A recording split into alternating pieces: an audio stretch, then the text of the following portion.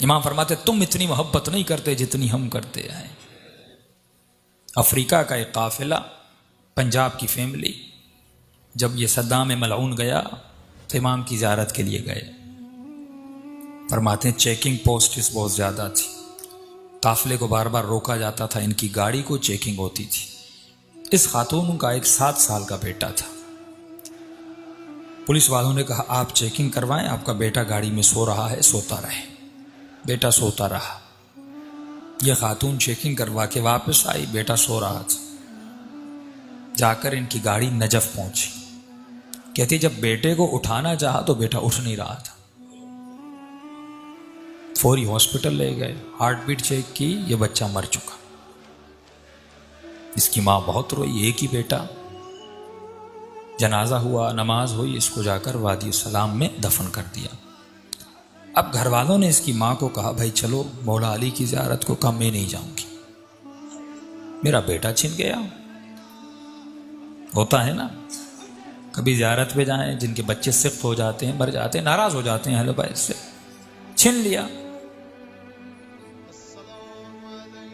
जब छठे इमाम का बेटा जनाब इस्माइल बीमार था तो मौला का सहाबी कहता मैंने इमाम को बहुत परेशान देखा, घर से आ रहे हैं जा रहे हैं। थोड़ी देर के बाद इमाम बाहर आए, चेहरे पे इत्मीनान, और एक ही जुमला था इन्ना लिल्लाह व इन्ना इलैहि राजिऊन। मैंने कहा मौला जब जिंदा था परेशान, अब चला गया इतना इत्मीनान। इमाम ने कहा जब हमारे बच्चे बीमार होते हैं, जब जिंदा हैं, हम पूरी कोशिश करते हैं कि उनकी सेहत और सलामती आ जाए, दवाई डॉक्टर, लेकिन जब खुदा ले लेता है, उसकी अमानत थी, जिस पे वो राजी उस पे हम राजी हो जाते। फिर हम परेशानी जबजबा उसका शिकार नहीं होते। ये खातून मौला अली की ज़ियारत पे नहीं गई, कहा मेरा बेटा इमाम ने छीन लिया, मैं नहीं जाऊंगी।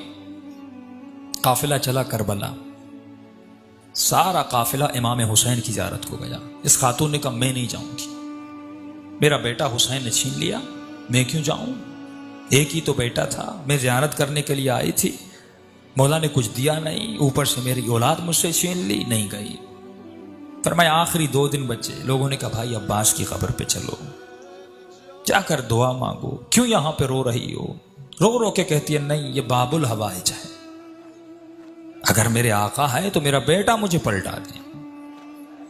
एक ही बेटा था अब्बास ने, वो मेरा बेटा छिन गया, अगर है बाबुल हवाइज मुझे मेरा बेटा वापस कर। नहीं गई।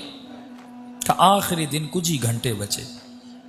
मां ने कहा बेटी थोड़ी देर के लिए चलो, बेअदबी है, बेएहतरामी है, करबला आई हो ज़ियारत के लिए, एक बेटा छीना दूसरा दे देंगे, उन्हीं की अमानत थी, उन्होंने ले लिया वापस। बेटी को जबरदस्ती ले गए। ये कहती है जैसे मैं अब्बास की कब्र के किनारे पे गई, रो रही थी, मौला की कब्र को देख रही थी, और दिल ही दिल में या बाबुल हवाइज या बाबुल हवाइज। कहती एक मरतबा मैंने देखा एक 7 साल का बच्चा अम्मा अम्मा करके दौड़ता हुआ आ रहा। तिथि में परेशान हो गई, कहीं शिद्दत गम की वजह से कि ये कैफियत तो तारी नहीं होगी अपने बेटे को देख रही। कहा नहीं, आके मुझे लिपटा। फिर मेरे साथ जो खवातीन थी उन्होंने देखा, हाथों को चेक किया, बिल्कुल बेटा सालिम था, सब परेशान। बच्चा रो रहा था। बच्चे से पूछने लगे भाई कहां थे, कहां से आ रहे हो। कहा मैं गाड़ी में सो रहा था, जब आंख खुली तो मैंने खुद को लोगों की भीड़ में पाया। मैं रो रो के अम्मा अम्मा करके रो रहा था। छोटा सा बच्चा, 7 साल का मासूम बच्चा। कहते रोते रोते मैंने दूर से देखा एक घोड़े सवार है, उसके साथ एक जवान है, वो दोनों आ रहे हैं। मुझसे पूछा बेटे किसकी तलाश में हो। कहा मेरी अम्मा गुम हो गई। उस घोड़े सवार ने मुझे कहा कि बेटे तू घोड़े पे सवार हो जा।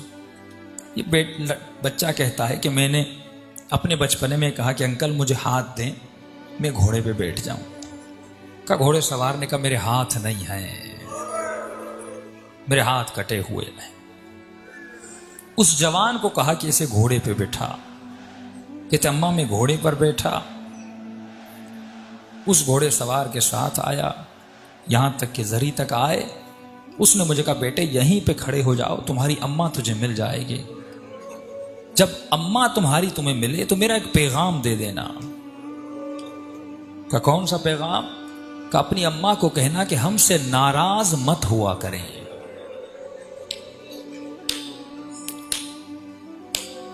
हम थोड़ी थोड़ी बातों के लिए दुनिया की वजह से जब अहले बैत का दिल दुखाते हैं।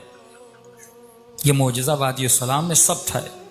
फरमाते फिर वादी सलाम के कब्र को खोदा, कफन था, सब कुछ था, लेकिन लड़का वहां पे मौजूद नहीं था।